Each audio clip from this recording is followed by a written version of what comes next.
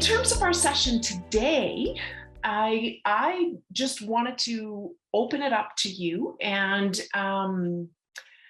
assist you in any way that I can. I thought about preparing a problem that would maybe introduce some of the concepts that would be on your math proficiency test. But I shied away from that because we are all coming here today with maybe different backgrounds.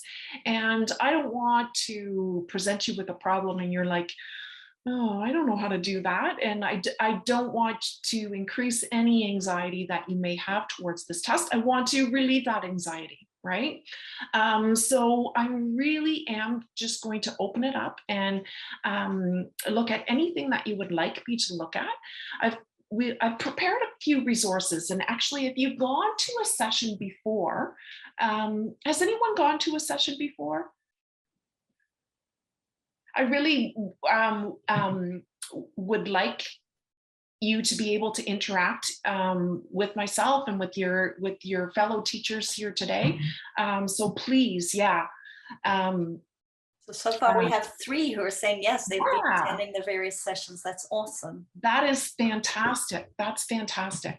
I don't know if you maybe have been to a session run by a teacher. Her name is Leanne Oliver. Leanne and I work very, very closely together. And our relationship really started when we started to look at the NORCAN project. We were at different schools, and now we're actually at the same school. And to have a collaborative partner like Leanne is a blessing to me. So I do have some resources. They would be the same resources that if you were in a session from Leanne that she presented to you, because we share everything. And really, if I was going to give you any advice going into the teaching career, it would be to find that teaching partner that motivates you, that has the same passion, because it is so much fun, right, to actually collaborate. I think before I met Leanne, teaching can be isolating, right? And I was in my own classroom doing my own thing, and the door was kind of closed. And Leanne and I now team teach all of the time. Even during virtual learning, we team taught over Zoom, really, right? Our students, we learn from each other, right? So that would be probably one of my biggest pieces of advice is to open up your classroom, to collaborate with other teachers. I know there's a risk involved, but that risk really pays off with the amount of learning that you can do. So the reason why I got into that is because the resources that I will share, and I think Lindy will be sending those out to you, are the same that Leanne shared. It's our work. We're collectively working on so many things together that some of those activities were hers, some of them were mine. If you weren't here for a session from Leanne, what we've done is we've created 2 resources. One is a set of Desmos activities. Have you heard about Desmos? Do we have experience with Desmos? Okay. Yes. So those activities have been created to allow students to explore mathematical concepts from the ground up, right? So we put together a collection of some of those activities that if there's something that you want to investigate further on your own, you could do one of those activities. Okay. The other resource we have is a Delta Math classroom that would be a set of assignments that have questions that you can practice different concepts. I think maybe that's one of the things that you're doing right now is you're practicing the different types of questions that you've seen on the practice test. So if there's an area that you feel that you want to work on a little bit more, We have created some assignments in Delta Math that you can go and try and practice, right? And the great thing about the Delta Math assignments is that it does give you immediate feedback, whether you're correct or whether you're incorrect. It allows you to continue to practice until you master, right? So we've used this with our students, really encouraging them to keep working on it until you understand it. And the other thing I like about Delta Math is that if you do get a question incorrect, what it does is it gives you a correct solution and it guides you through the steps. Okay, so those resources will be available to you after the session, I think. I'm Lindy, am I right? Is that correct? Yes, yes, absolutely. They will receive a link to your recording, and then they will receive all those that information from Desmos and Delta and all of that. So Okay. all there. Awesome. Awesome. Okay, so I see that some of you have already put some topics in the chat. I created a Padlet. If you go to the very top of the chat, there's a link there. And I thought that would be a way of us sharing different topics that we would like to focus on today. And I started it with some topics already. If you would like to add to that, or you would like to like the topics that are there, I think that you can see my screen right now. Yes, we can, Trish. I almost called you Leanne. There you go. We can, Trish. You know what? We are, Leanne and I are like twins, really. I know. When you say that, like there have been times, Lindy, when we show up to school and now we're in the same building, right? We're wearing the same thing. That's funny. Okay, so could you share the link? Yeah. Oh, you know what? Probably because I did it before. I can add it again. I think I just added it. I think because I added it before many people were in, they probably couldn't see the link. There it is. Yeah, can you see it now, everyone?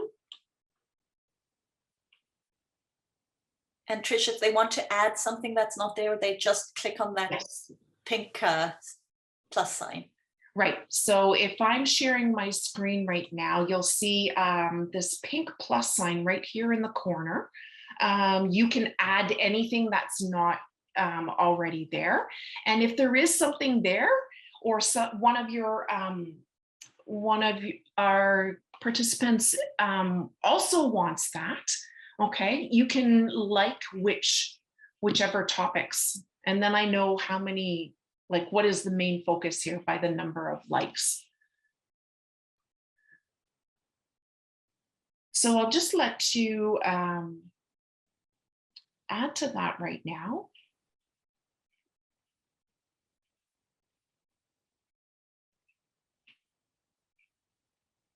Volume slant area. I know those ones are tough ones. Yeah.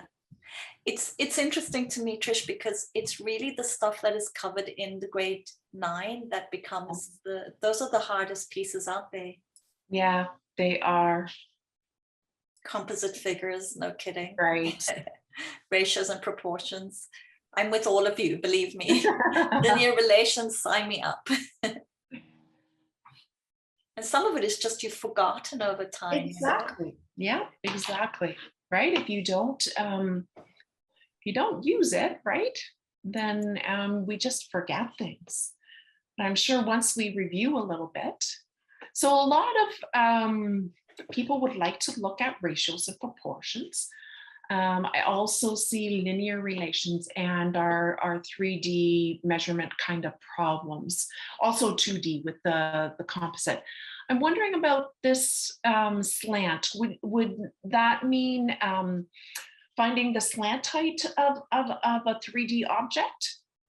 Or because I also think slant, when I think of linear relations, I also think of like the slope. Oh, yes, so it is the slant height. Yeah. Hi. Hi. Hi. Hello. This is my, I failed the test twice already. I'm very anxietal in terms of math, and I have asked for accommodations now because the timing is just, I need time to process the questions. Right. And also I'm the type of learner where I want to confirm whether or not I did well, like to test my the answer, to make sure that it's the right answer. So those are the two things that are kind of getting in the way of me being successful on this test. The last time I took it, I was successful in the non-calculator, but unsuccessful in the calculator portion. So I just got really, really anxiety and really panicked, and it's almost as if I've forgotten, I'm sorry to hear that. Yeah. So it is a frustration because I wish they would not have the time limits, time restraints, because it is a proficiency test. It's not a standardized test, and then there's a difference. Yeah, and the time that they give you is very, very short. Like it's 3 hours. But if I want to make sure that I like to go, and also the fact that once I submit a section, I can't go back and review it. And that's a frustration for me, because I've always done it where, when I have a test, and I'm like not young, I'm 44. And so I never really did standardized testing when I was in school, because they had started that a few years after I finished high school. And so now I've always done it where when I do a test, I'm able to go back and, review, make sure that I'm confident in the answers I've given. And this test does not give me that opportunity. So I really panicked the second time because I really didn't do a very good job. Like it was 15 questions left, and I had basically an hour, and I still had to go through the pedagogic part, which is also another thing. It's like, why do I have to, I was very successful in that part. I'm really good with my language skills, but when it comes to math, and I have to understand that it's another language, is that I just get so anxiety. So anyways, I did really well on that portion, on the pedagogical, and I really only needed like half an hour if I really looked at it well. But anyways, I wish they would just allow you to just redo the part that I failed, you know what I mean? Instead of having to put in that pedagogical part in. So anyways, one of the questions, or I got a lot of questions about, there was a circle, right? And inside the circle, there was a triangle. And I knew that triangle was a right triangle, right? And it was asking me to find the area of the circle, I believe. The area of a circle. And it gave me in this right triangle, it looked like I was supposed to look for Pythagorean theorem. Right. And because it was the c squared. Yes. Squared plus b squared, right? So I felt like I almost got it, but I was there, but I couldn't really get there because I was so focused on the time restraints.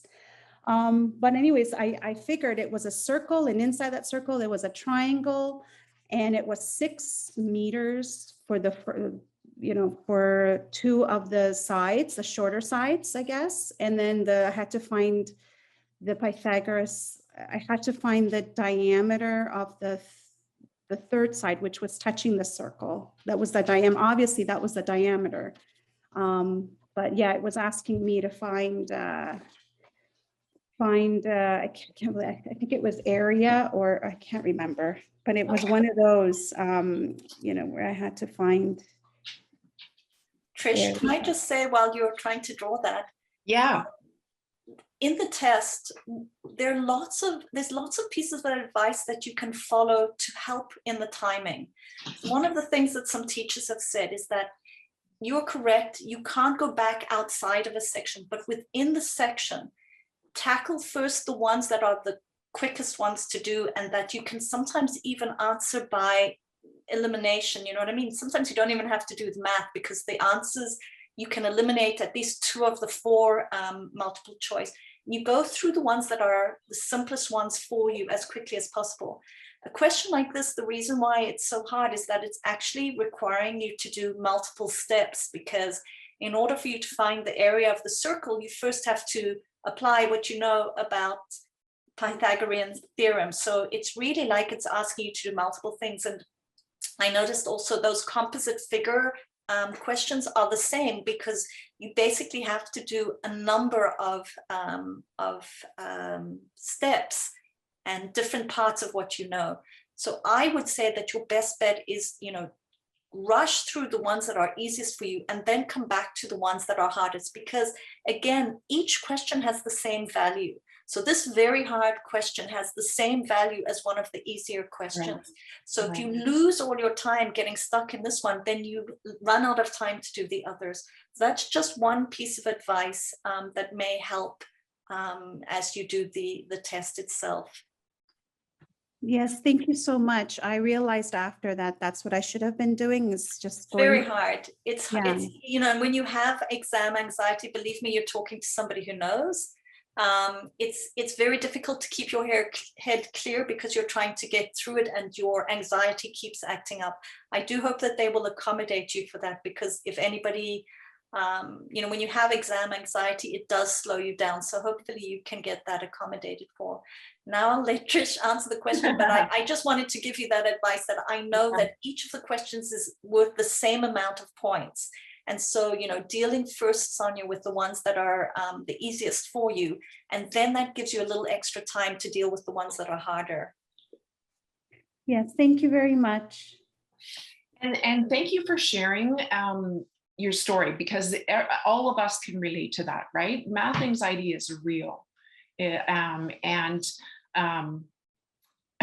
As a math teacher, that's one of my #1 jobs is to try to alleviate that anxiety. And this test is not set up how any teacher would set up a test, right? Speed does not matter in mathematics.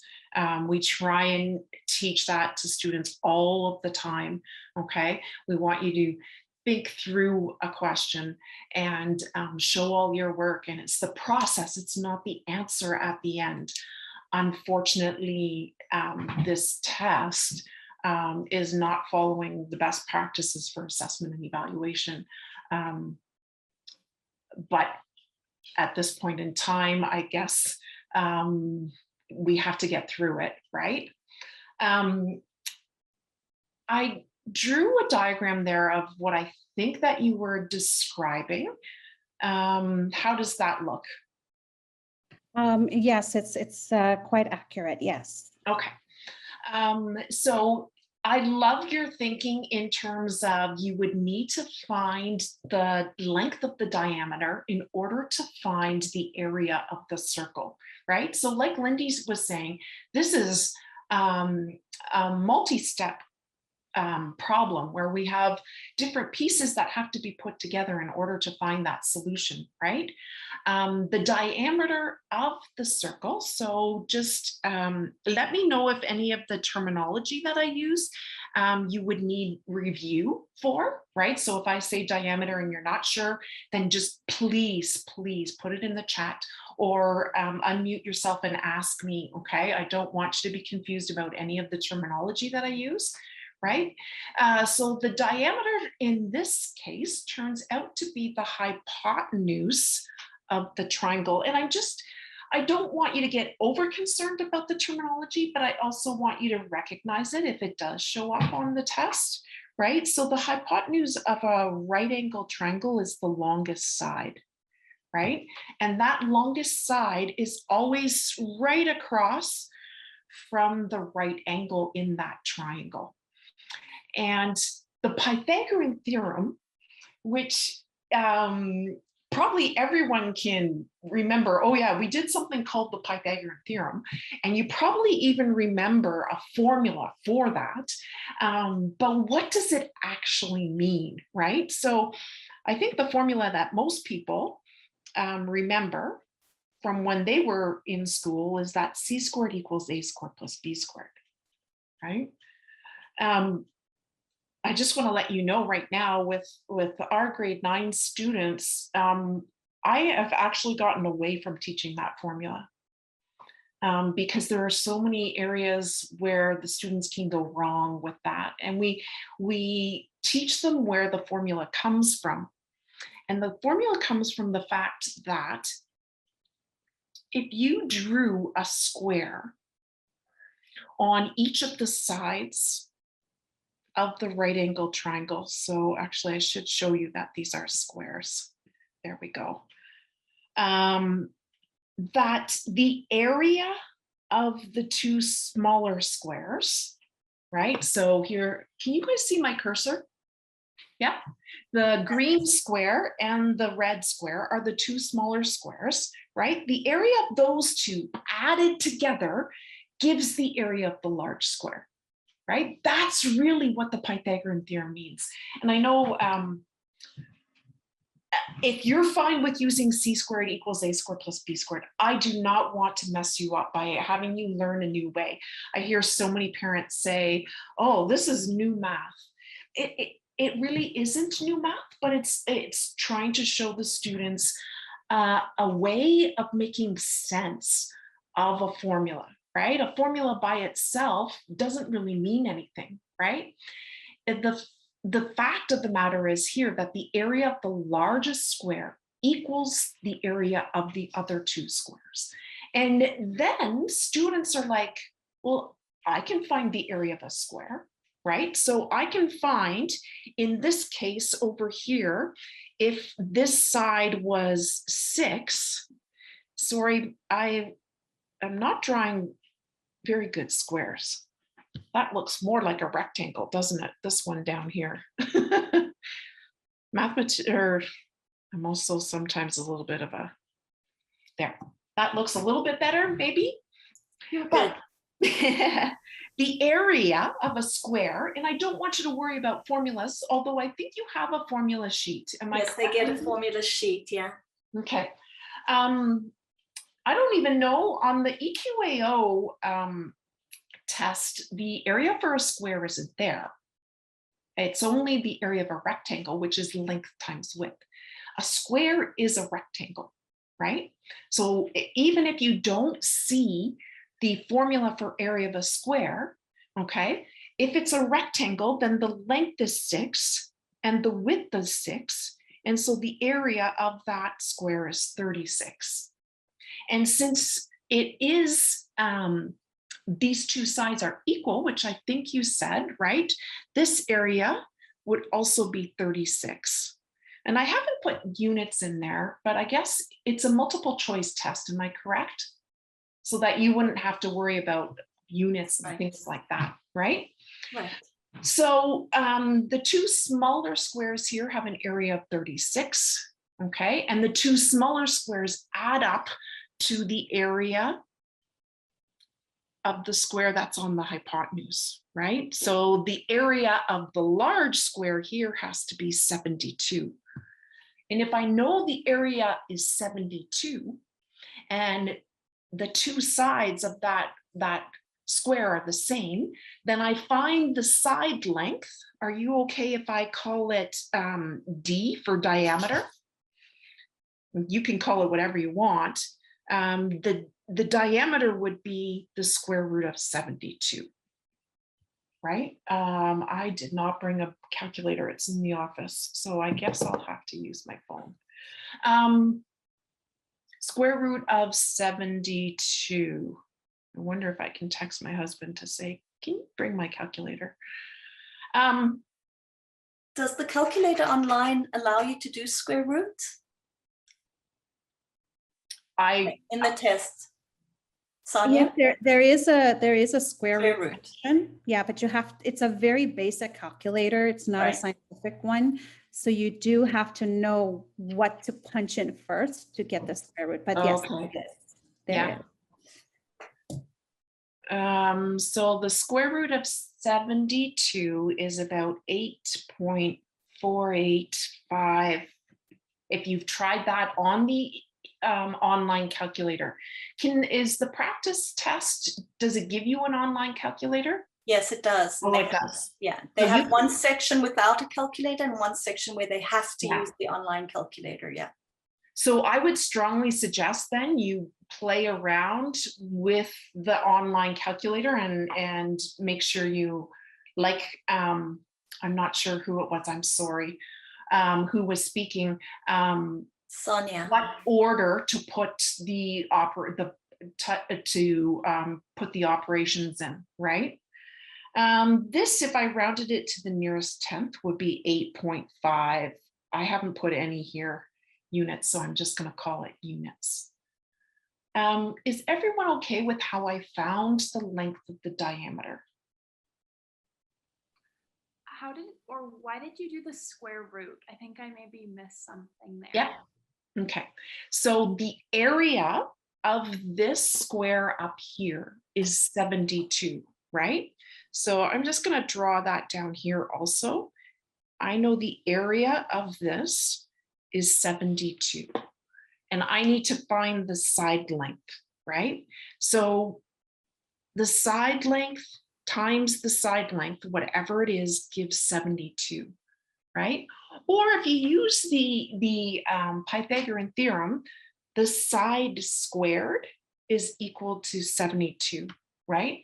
Square root is the opposite of squaring, right? The operation of taking the square root finds what number multiplied by itself gives 72. So that's why I took the square root of 72, because I wanted to find the side length, right? 8.5 times 8.5 right here will give me that area of 72. I get it now. Thank you. You're welcome. Right, and you know what? Some of you might not be comfortable with this area of the square. So maybe just let me illustrate. If you're comfortable with the formula, c squared equals a squared plus b squared, right? And you're comfortable with using a formula and substituting into that formula and then solving the equation, this is how it would look. Because I don't want you to try and learn something brand new today, right? I want you to come in your comfort level and where you are in your math learning. So if this was something that made sense to you, just remember that the C in this formula has to be the hypotenuse, right? And so I'm looking at the hypotenuse of this triangle, that's the diameter, right? So the diameter, or D, I'm just subbing in the letter that I used here, okay? This is a really algebraic solution, and some people really are comfortable with, here's a formula, substitute in, right? So the other two sides are 6 and 6. And squaring means to times it by itself. So I'm just checking the chat there. And Jasmine said that she doesn't believe that the calculator has exponents, the online calculator. So exponents mean repeated multiplication. This 2 here means to multiply 6 by itself twice, right? So this means 6 times 6, which is 36, and 36. Okay, so I would add 36 plus 36 to give 72. And then I don't know how comfortable you are with solving equations, but really this is an equation that we're solving. And we're trying to find the value of D that when we square it, it gives 72, right? And the strategy we really use when we're solving equations is to do the opposite operation, right? To work backwards to find out the value of the variable. Some number, when we squared it, equals 72. So let's reverse this squaring. And what's the opposite of squaring? The opposite of squaring is to take the square root. So the square root of 72, we already found that to be 8.5. I just wanted to show you, if you are more comfortable using c squared equals a squared plus b squared, that this is how that would look. Okay. Any questions with that so far? We're not done yet.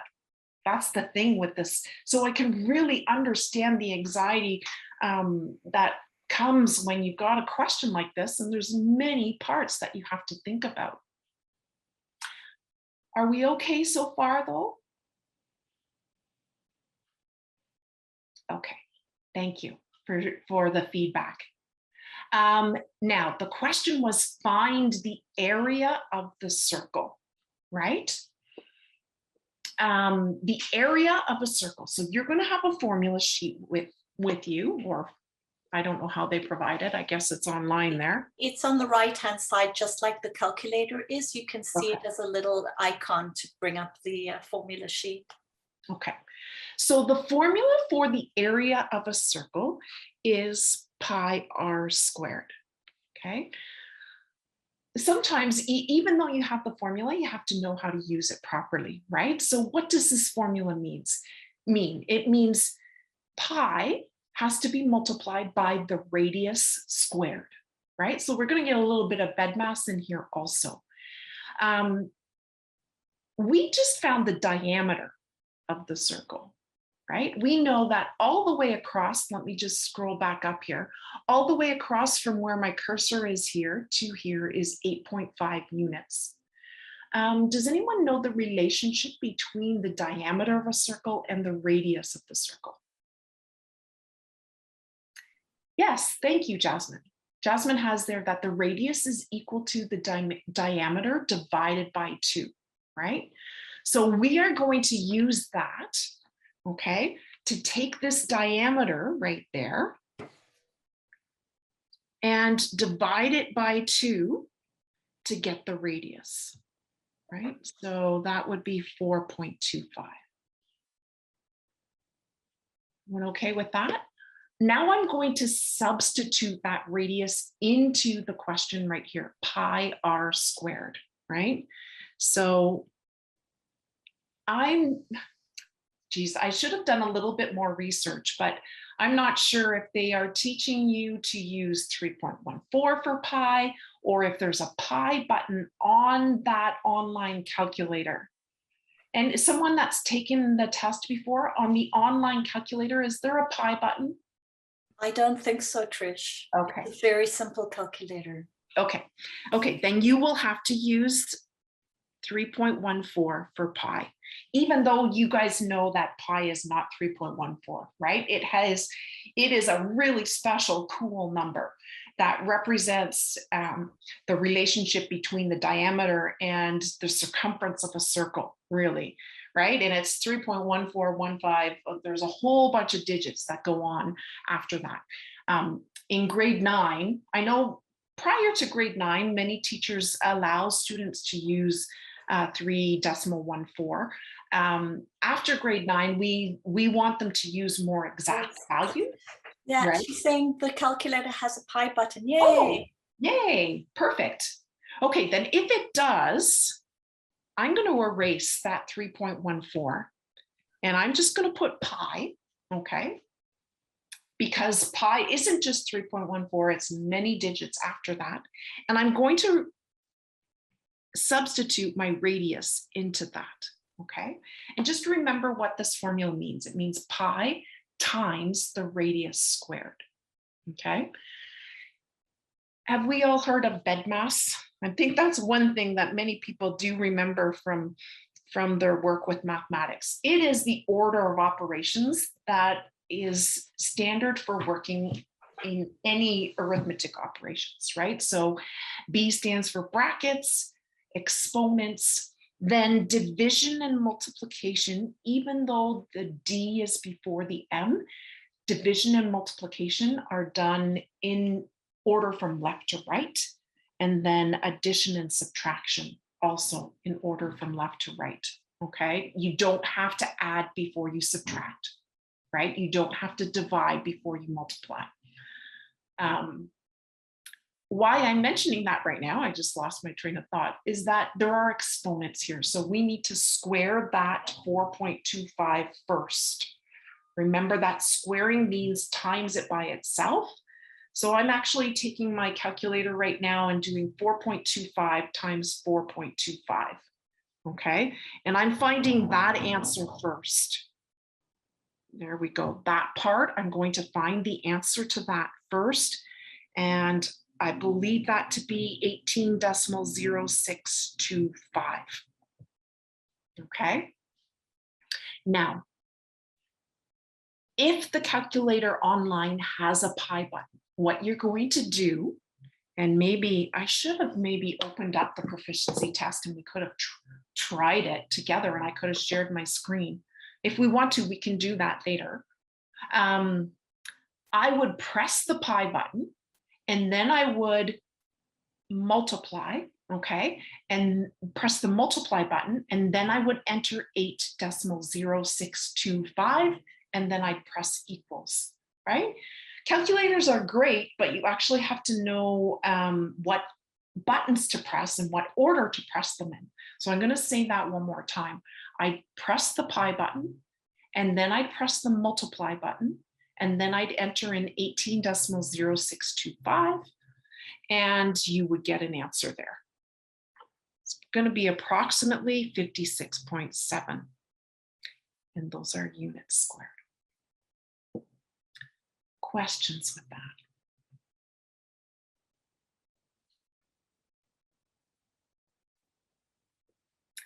I see a yes there. Was that yes? We want to try the online calculator? Yes. Okay. I'm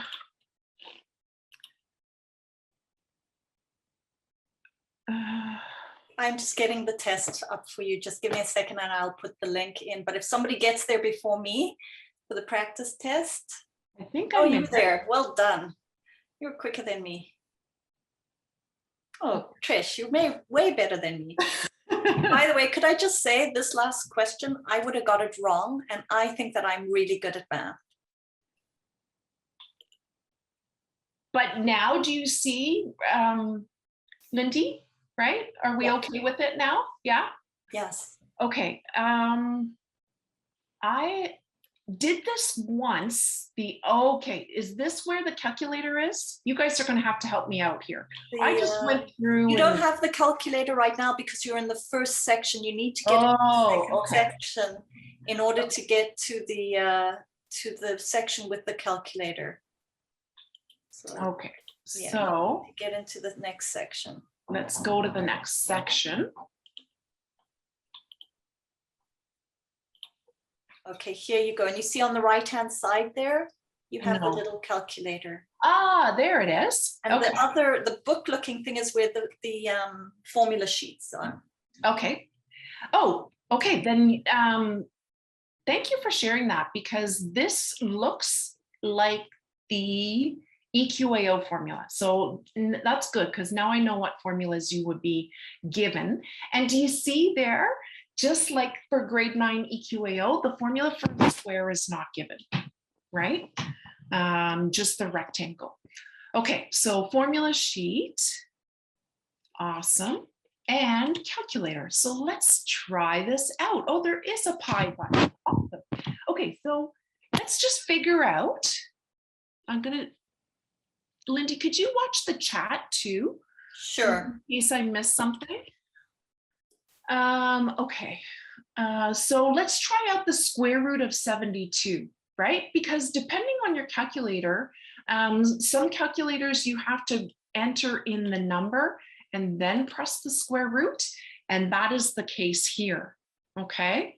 Whereas on my calculator, I have to do square root 72 and then equals, and this doesn't work. Okay, so there's our first learning, my first learning. It's great, I get to learn something here too, right? That if you want to take the square root of a number, you're going to enter the number that you want to take the square root of first, and then press the square root button, okay? Okay, so that gave us our 8.5, and now we want to find the area. So let's just go through all of the steps. Are you guys okay with that? Remember that we got the radius to be 4.25. Okay, and you can see my cursor there. You're correct, there's no squared button. So I'd have to times it by itself, 4.25 equals. So there's that answer that we got. And now we need to multiply that by pi. So what I was suggesting that you do is press pi, then the multiply, and then 18.0625 equals. And there's the answer that we got. How is everyone with that? I'm glad we did that. Okay. I think that that would be a great tool to use while you're practicing, is to actually come in here and use this online calculator, right? So that you can work with the calculator and know what sequence of buttons you need to press to get the answer. Okay. It was a really hard question. Yes. I think that's one of the hardest ones I've seen, to be honest. Really, yeah. Okay, I am then going to open it up. If you would like me to suggest a question, or if you have a question that you would like me to do, or if you would like me to teach something, really, it's totally up to you. I want this to be very useful for you, okay? Thank you. Thank you. I'm sorry, I didn't even say thank you. Thank you for going through the steps. I really you're welcome. appreciate it. Thank you. You're welcome. So I'm going to suggest either there's a type of question. Yeah, go ahead, Casey. Hi, yeah, I was wondering if we could do a bit of review. I know like people put up about ratios and whatnot. Yes. I did one of the EQAO like grade 9 tests today to practice, and there was like a ratio question that was pretty challenging, and then I realized I don't really understand ratios like at like the kind of lower grade level either, which I think is why I had so much trouble with it. So maybe just, I don't have the exact question, but maybe just if you could go over ratios, because I'm having a hard time kind of conceptualizing and understanding what they are, what they mean, and what they do. Yeah. So, thank you. So a ratio is a way of comparing different quantities. I'm trying to find, this is a good one. I wonder if this was the one, because it's a little bit tricky and it kind of illustrates, right? Yeah, ratios are comparisons. So right here in this question, and this is an EQAO question, it says at a local event, the ratio of hamburgers to hot dogs sold is 5:3, right? So for every, what it means then is for every 5 hamburgers that they sell 3 hot dogs, always in that ratio, okay? Let's read the rest of the question. It says the number of hamburgers sold is 275. How many more hamburgers than hot dogs are sold? Okay, so they tell you the number of hamburgers sold, but they don't tell you how many hot dogs were sold, and you want to know how many more hamburgers than hot dogs. So a couple of things that are really helpful here is to use words or symbols or whatever you need to, right? If you're good at drawing, you can draw a hamburger and a hot dog, or I don't know, that's a silly idea. Anyway, I like to use words, okay? So they tell me hamburgers to hot dogs, when I compare that, is 5:3. And I'm going to suggest that many times you write it beside each other like this, right? 5:3.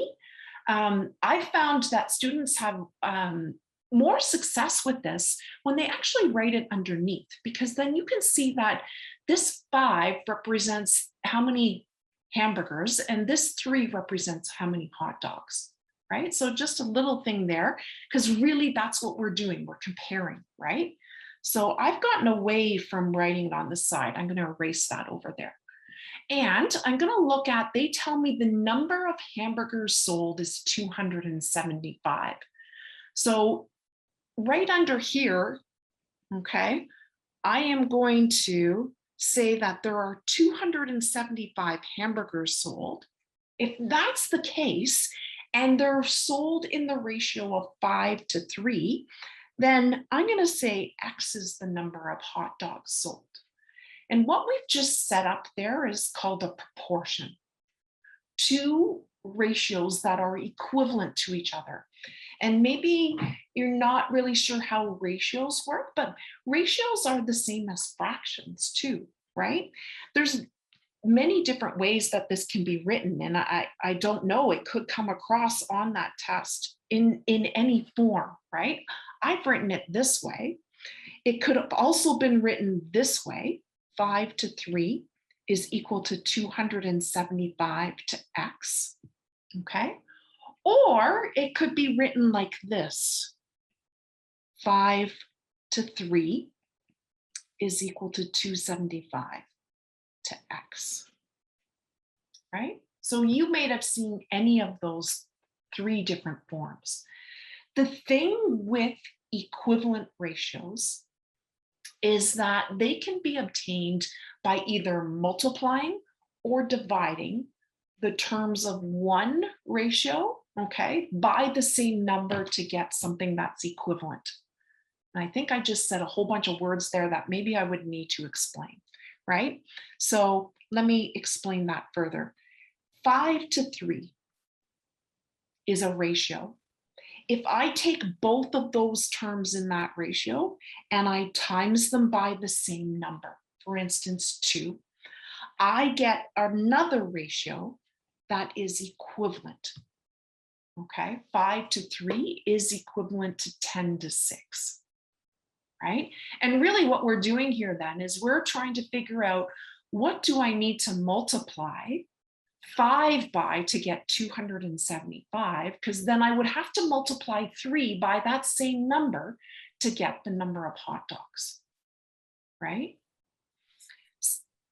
I can look at it like this, times by what number and times by what number. Now there's also other ways that teachers have taught this. I've heard some kids say the butterfly method of solving this. Okay, where I've never taught it this way. Have you guys heard the butterfly? I don't know if you do something like this, right?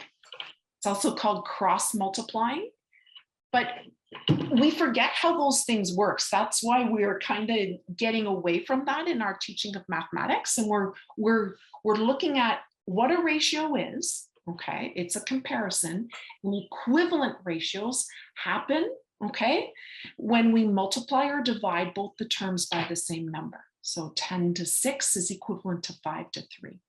Is everyone okay with that, with the idea of equivalent ratios? Kind of like equivalent fractions. I think if I talked about equivalent fractions and I said a half is equivalent to 2/4, right? Because I'm multiplying the top and the bottom both by 2. The same thing happens with ratios. Okay. So I'm looking here and I'm trying to figure out what I have to multiply 5 by to get 275, right? And if you have a calculator when you're doing a question like this, right? If you're trying to figure out what you're multiplying by, you can actually use the opposite operation, which is division, right? So if I take 275 and divide it by 5, 275 divided by 5, it is actually telling me what I need to multiply 5 by to get 275, right? So when I did 275 divided by 5, I got 55. So that is this question mark right there. I need to times both terms in the ratio by 55. right? And here's where, Sonia, you were talking about, I need a way of checking to see if I'm doing it right along the way, right? So I did this operation with my calculator. I'm just gonna now double check. Does 5 times 55 give 275, right? I can check that right away to see if I've made a mistake there. It should, I'm hoping it does, right? So that means that X right here, the number of hot dogs, would be 3 times 55. 3 times 55. So 3 times 55 is 165.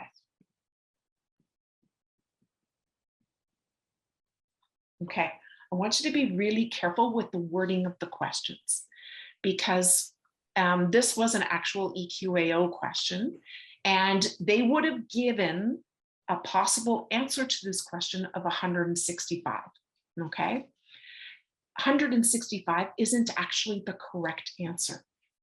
So what I've done there is I found out how many hot dogs were sold, right? If 275 hamburgers were sold, then 165 hot dogs were sold. Make sure you read the question. It says how many more, and watch for words that are bolded, right? Because that kind of gives you something that you've got to think about here. How many more hamburgers than hot dogs were sold, right? Any ideas on what type of operation we would need to do? We know there were 275 hamburgers sold, 165 hot dogs were sold. We need to answer the question, how many more? What type of mathematics will we have to do? What type of? So we would need to subtract 275 by 165. Yeah. So, sorry, 275 minus 165 would be 110 more hamburgers than hot dogs.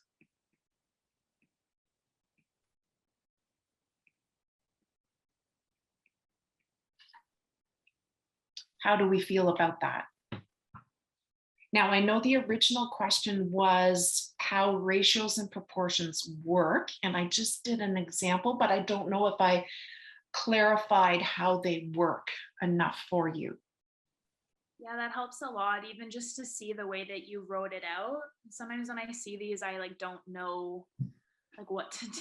Yeah. Like, what am I supposed to even write? You know, like I'm looking at the 5 to 3, and I think I was focusing too much on like, oh, like trying to like, I don't know what, I guess I thought comparing 5 and 3, but it makes sense to like take this apart like in this way. So then I guess you like, well, I guess these questions will have like some other number. Like for example, this one had the 275, so it will give the indication as to what to do there. But I think writing it out that way helps a lot, and then you know what your pieces you're kind of looking to find. It does. Now, when you said there that you can compare this to this, you can also do that. Let me just move to the side here a little bit. Give myself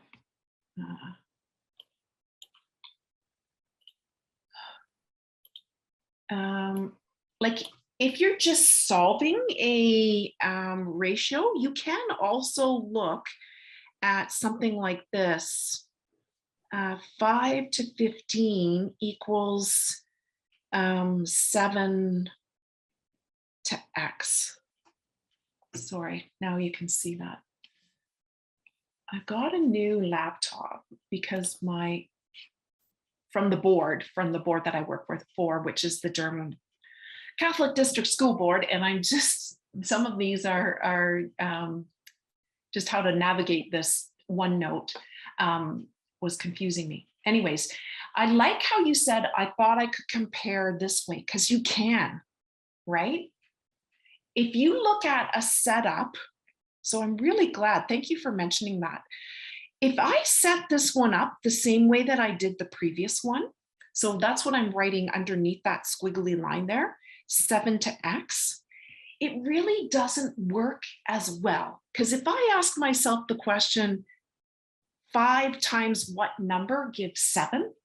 It's like, well, that's got to be some decimal, because if I take 5 and times it by 2, I get 10. So it's going to have to be something between 1 and 2. And that gets a little bit more complicated. The other way you can look at this, okay, is what do I have to multiply 5 by to get 15? Well, I'd have to multiply 5 by 3 to get 15. Well, that would mean that I would have to take 7 and multiply it by 3 to get x. So in this case, x would be 7 times 3 is 21. So I'm really glad you mentioned that. It works both ways.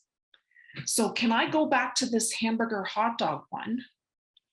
And I did, what do I have to multiply 5 by to get 275? I could have also looked over here. Do you see where my cursor is? I'm sorry that these solutions aren't organized more, but I could also ask myself, what do I have to multiply 5 by to get 270? Oh, that's the same thing that I just did. Sorry, I'm summer brain. Can I say that? That's the same thing I just did.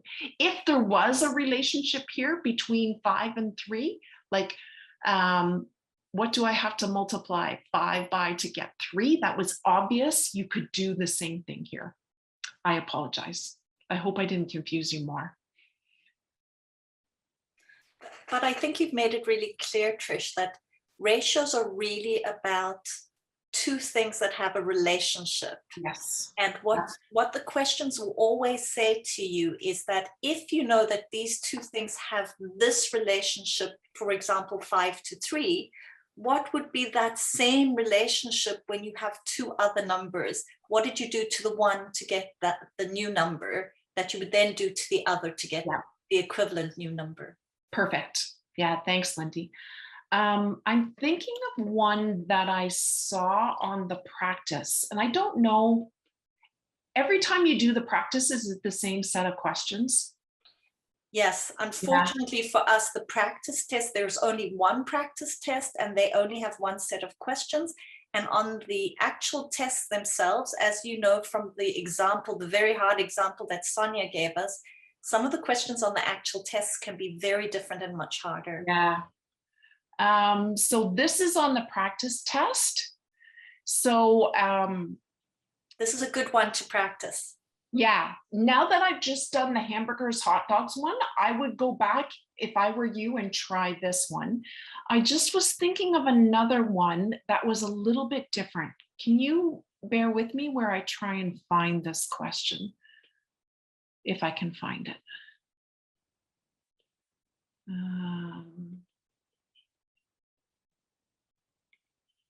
I'm sorry, I thought there was another one that, no.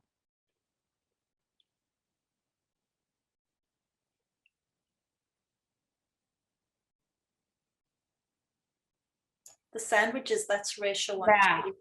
this is the one that I was thinking of, okay? Because really it is a comparison. Roz and Sam are making sandwiches for their school picnic. Whenever Roz makes 5 sandwiches, Sam makes 4 sandwiches. So they're comparing again the number of sandwiches that one person makes to the other, right? So I can set that up as a ratio if I wanted to.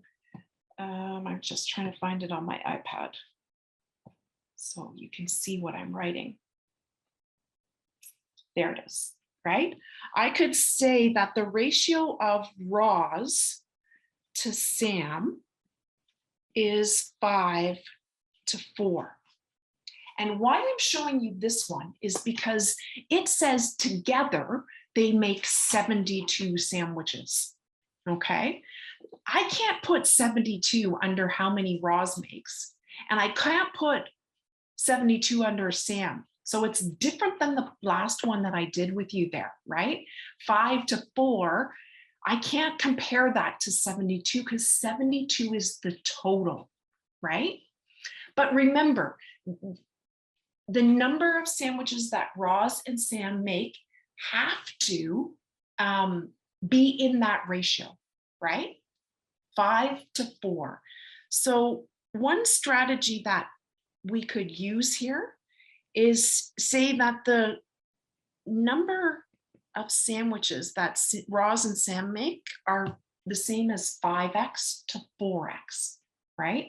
And where that x is what I'm timesing the 4 by, okay, times x, and the 5 by to get the number of sandwiches Roz and Sam make, right?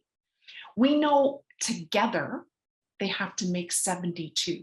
So this number here and this number here have to add up to 72 sandwiches, right? And I'm just bringing a little bit of algebra in here because I'll show you another way of doing it also, right? 5x plus 4x, these are called like terms, right? So that they can be combined because they are like terms. So if I have 5x and 4x, they combine to give 9x. Everyone okay with that? Please, like if there's any part of this that you want me to explain further, just jump in, okay? So 9x has to equal 72, right? 9 times x. When I say here, remember, I got 5x by taking 5 and timesing it by x, right?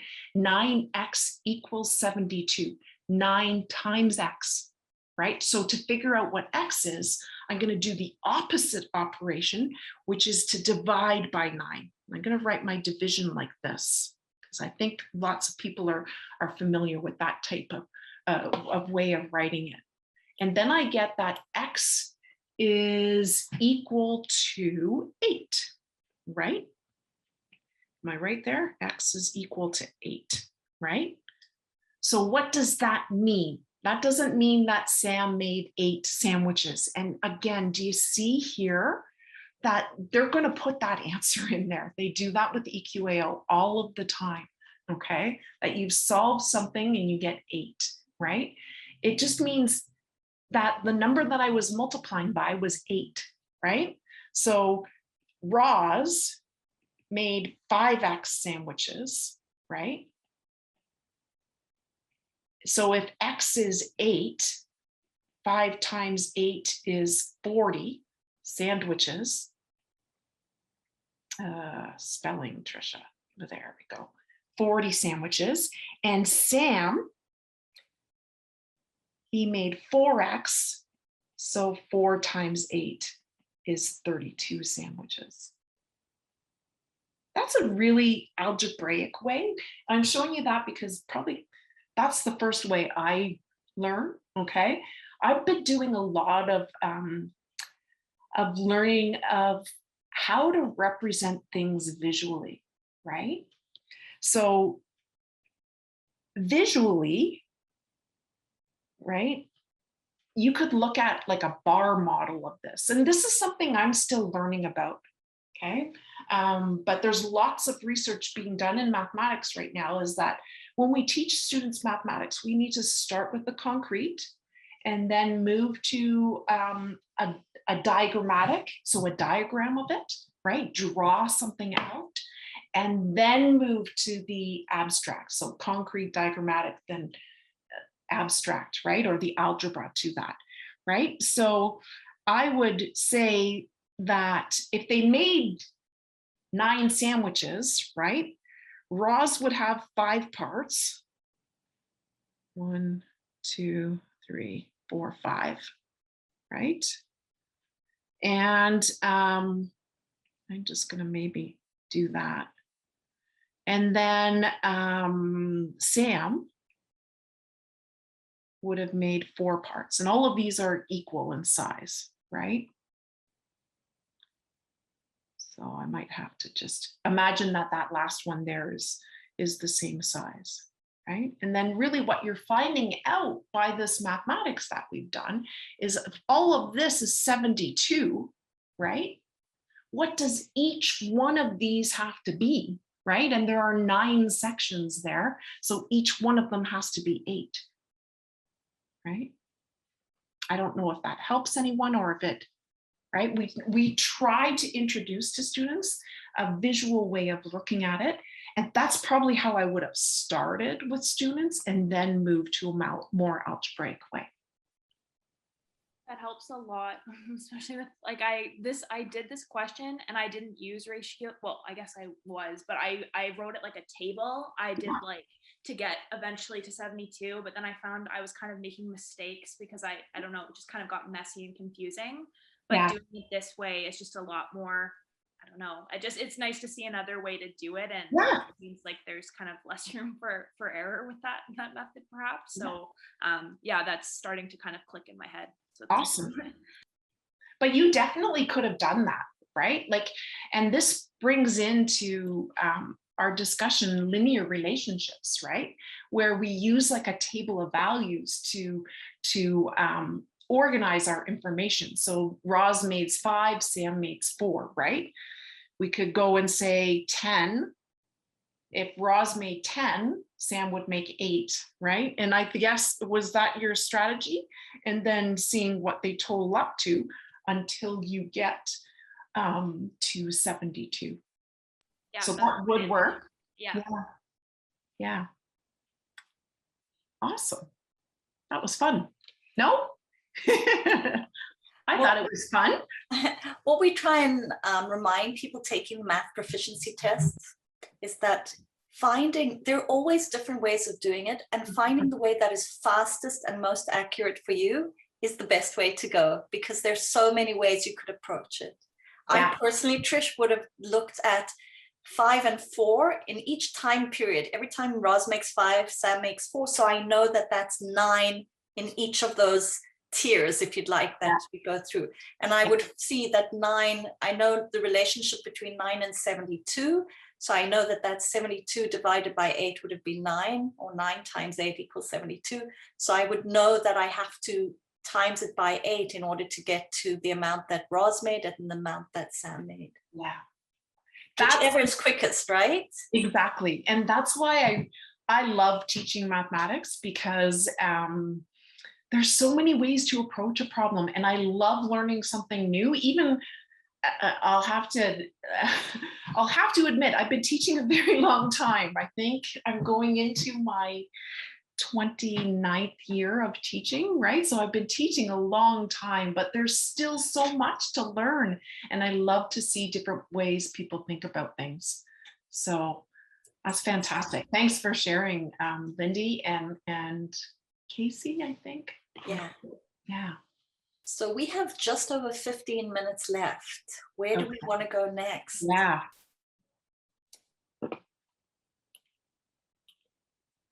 I remember the initial Padlet that I put out, that there was some questions about volume and slant. I wonder if that was a specific question, or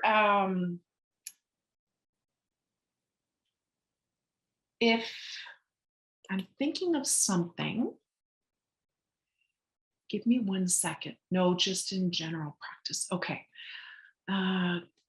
Okay. I set up a question measurement.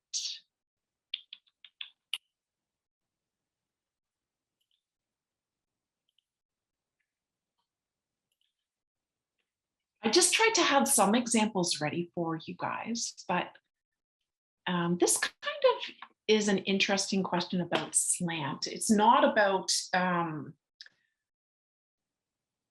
what was I going to say? It's not about volume, but we can make it about volume. I use this example when I'm teaching students the Pythagorean theorem, because it says Tanya is making a party hat using a cone made of paper. Determine the height of the cone. Let me change this because someone requested volume, right? Would this be something you're interested in if I said, find the volume of this cone? Because we only have 15 minutes left, so I really want to honor your time with what you would like. Yes, you would like, okay. Because really to find the volume of this cone is, again, like that very first question that Sonia asked. There's a number of steps. And that is because if you look at the formula for finding the volume of a cone, I wonder if I have that window open still. Yep. So let's look at that formula sheet. There it is. Let me close the calculator. Oh, it's not. Oh, you won't have to do it, I guess. Well, that's good news. Are you interested anyways? I'm wondering then, slant. You don't have to do volume of a cone. Okay, well then I shouldn't really do it with you, but let me just show you here, right? If it was a volume question that you had to do, so I have to think of something else. What you would need to do. What if it was just a triangle and you needed to find the height? Yeah, that's how I originally had this question designed for my students, right?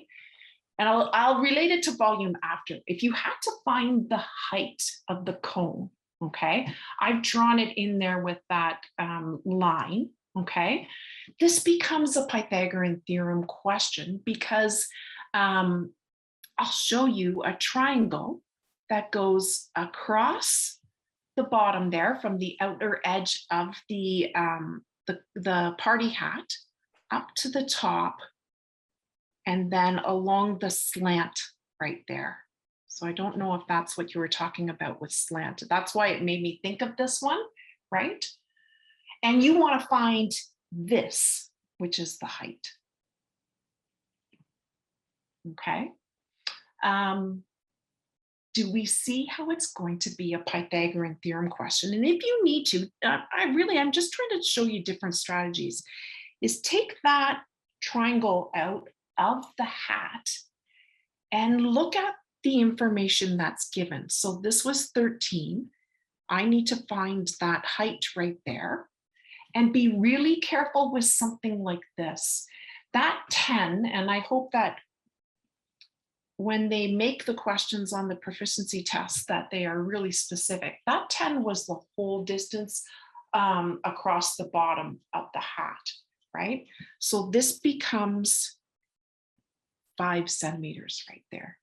And there's a Pythagorean theorem question. It's a little bit different than the previous one that we did. In the previous one, we were finding the length of the diagonal, right? Or the diameter or the hypotenuse. Listen to all these words, right? We were trying to find the hypotenuse. This time we know the hypotenuse and we have to find the other side, okay? Makes it a little bit different in that if you're comfortable using, and I'll do it whichever way you would like, c squared equals a squared plus b squared, okay? Which is probably the traditional way that most people have learned it in the past. The 13 is your hypotenuse. It has to go in for C. Okay, I'm rushing a little bit through this because if there is another question you want me to do, I think we have time for 2, but please interrupt if there's something I'm doing there that doesn't make sense. The other 2 sides, the 5 and the H, are interchangeable. They can be A or B. I should put an H there, okay? And then what becomes different about this one is you first do have to square the numbers. So 13 times 13 is 169. And 5 times 5 is 25. But in order to solve for H, okay, you would have to subtract 169 and 25, right? And it's this idea of solving equations. And I don't think anyone requested it, but really to solve an equation, you want to do the opposite operation to isolate this variable, and you want to keep that equation balanced. So whatever you do to one side, you have to do to the other side. So if I wanted to isolate H because I want to find the answer for H, I don't want this 25 here. So I'm going to subtract 25 from both sides of the equation, right? If I subtract 25 from 25 right here, this is a 0 pair. So that's gone, and I have just h squared over here, and 169 minus 25 is 144 is the answer to the height, or to h squared, right? The height squared. So the opposite of squaring is to take the square root, and I need to do that to both sides of the equation, and then the square root of 144 is 12.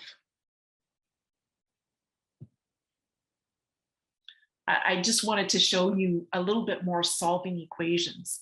And really, I think in the past, lots of people have been taught that you move things over to the other side. Well, what you're actually doing is the same operation to both sides of the equation. So that's kind of a slant one, although you're given the slant and you need to find the height. Awesome. Any other area that maybe I haven't touched on that was bothering you?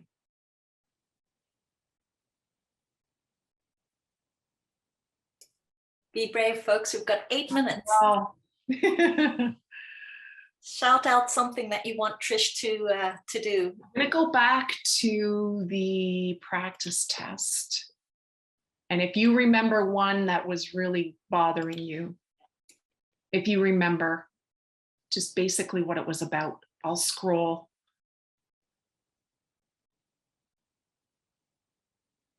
I think that one was okay. Let me just think. We didn't really touch a lot on linear relations. So one with lots of cube at the end. Yep. That's that. This one? That one, yeah. Is that right, Math? This is the one you were thinking about? Yep, okay. I forget this one. Oh, Layla connects 5 boxes to create a rectangular prism as shown below. The dimensions of each of the 5 boxes are 9 by 9 by 9. What is the total surface area of the rectangular prism? Awesome. Okay. I liked this one because I didn't need to really use a formula. Okay. If I can really think about what is surface area, it's the area of all of the surfaces, right? So when I look at this, I like how you described it, lots of cubes. I do see lots of cubes there, right? But I also looked at it this way, and I'm gonna be totally honest. I could use a formula, but I think a formula is way harder. I'm gonna show you my thought process here. I just have to find it on my iPad, sorry. Where was that one? It was near the bottom, am I right? Cubes, cubes. Pretty close. Close to the bottom. It's just what I'm doing right now. This is how I got through online learning is I'm using OneNote just as a teaching strategy. No matter what you teach here, OneNote is a fabulous tool. So I am using OneNote, and I'm writing on my iPad, and I'm projecting the OneNote so that what I do is I provide this OneNote notebook.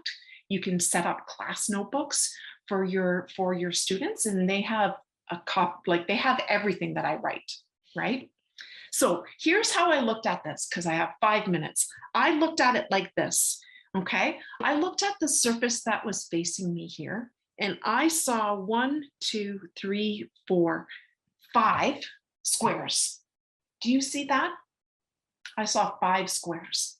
And then I thought, okay, here's 5 squares, and these are cubes. Whoever asked it, Math, right? You said they were cubes, so those are squares. There are 5 there. There would be 5 on the outside here. There would be 5 on the, I'm going to use a different color, on the back side there, and there'd be 5 on the bottom. Do you agree? So there'd be 4 all the way around that object there, 4 sets of 5 squares. Well, that to me is 20 squares. Do you guys see that too? Yeah? Okay, and then there's a square right here at one end, and there's a square over here at the other end. So 2 more gives me 22 squares. I wonder if that makes sense to you. Okay, I saw 22 squares, and then I looked back at here and I said the dimensions of each of the 5 boxes are 9 by 9 by 9. So if I just took one of those cubes, it would be 9 by 9 by 9.